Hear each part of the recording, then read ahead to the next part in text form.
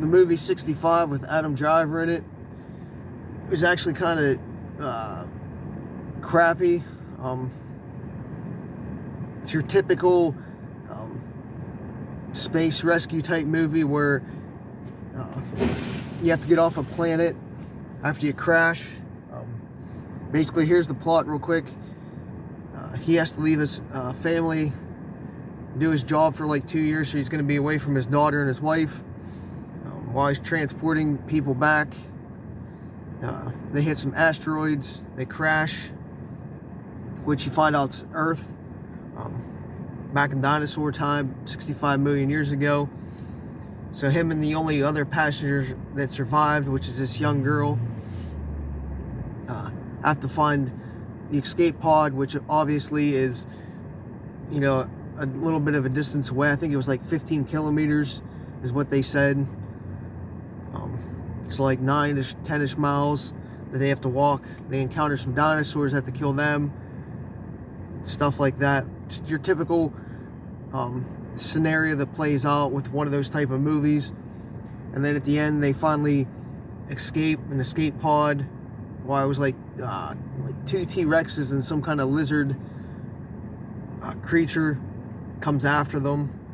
Actually knocks their escape pod in the right angle magically, so they can get off the planet. But there's asteroids coming in. This happens right before, you know, the great asteroid cataclysmic event that wiped out Earth 65 million years ago with the dinosaurs. So in the end, all the asteroids are coming down, and the very big one is entering Earth's atmosphere just as they escape. You could have predicted that a little bit and how it was going to end.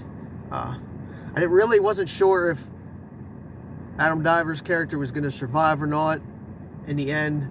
I was contemplating that the whole movie, but he ends up surviving. And the young girl survives as well.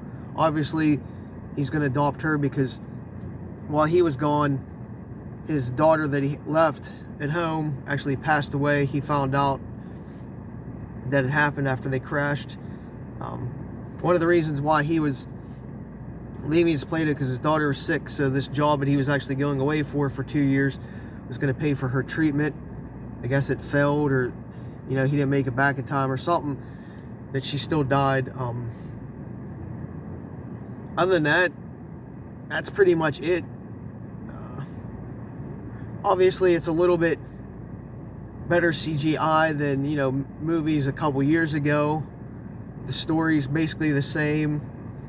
There's really only 2 characters the whole movie, except for his wife and daughter. The first like 2 to 3 minutes of it, and then it's them the rest. And as they're leaving, they have a rendezvous point where they meet up with a rescue vessel, I guess. They didn't really say if it was like a full-on cavalry or just a ship or nothing. They just didn't really explain that. It was just a point that they had to get for like a rescue ship, which for some reason wasn't coming to, they didn't really say it wasn't coming to the planet, but I guess they had to intercept it. But other than that, it wasn't really anything special or new that you haven't seen in any other space crash movies, get off the planet type style. I mean, if you like Adam Driver, you might like it, but I don't even think it's one of his best performances ever. The girl, which sort of makes the movie suck a little bit, is she doesn't speak English. Even though at certain points of the movie, she understands him a lot easier. And she says a couple words that you're like, well, how does she understand that or can say that word right away? So it's a little bit confusing, but she's from like some other planet or something, and her family's actually on the ship that crashed and dies.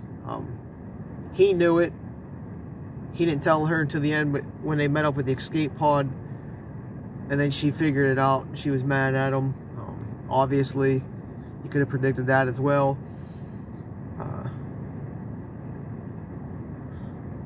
Yeah, I guess. I mean, the theater really didn't bring any more action or drama to it than you would have found at a TV. I was a little disappointed in it. But it was cool, I guess, that they used the actual asteroid and 65 million years ago as like a plot. I don't want to say twist, because it really wasn't a twist, but just a plot point, and how they are escaping as it crashed into the Earth. And then right at the end credits, they showed a little bit of like an evolution of Earth, like the barren Earth, then some grassy fields, and then you could see some houses like develop. That was probably the coolest part of the whole movie, to be honest with you, was that little bit of end credit.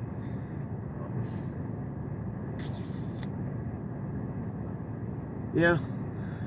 So I mean, if you want to go out and see it, go for it, but chances are you're very likely going to be disappointed like I was. So save your money, save your time, and whatnot. Again, not one of Adam Driver's best performances, and it was just such a predictable movie. Even after the first couple minutes in, you're like, all right, I already know what's going to happen. The only real thing you don't know is which two characters are going to survive, if either or just one. That's really the only thing you have to wait for at the end. So there's that movie.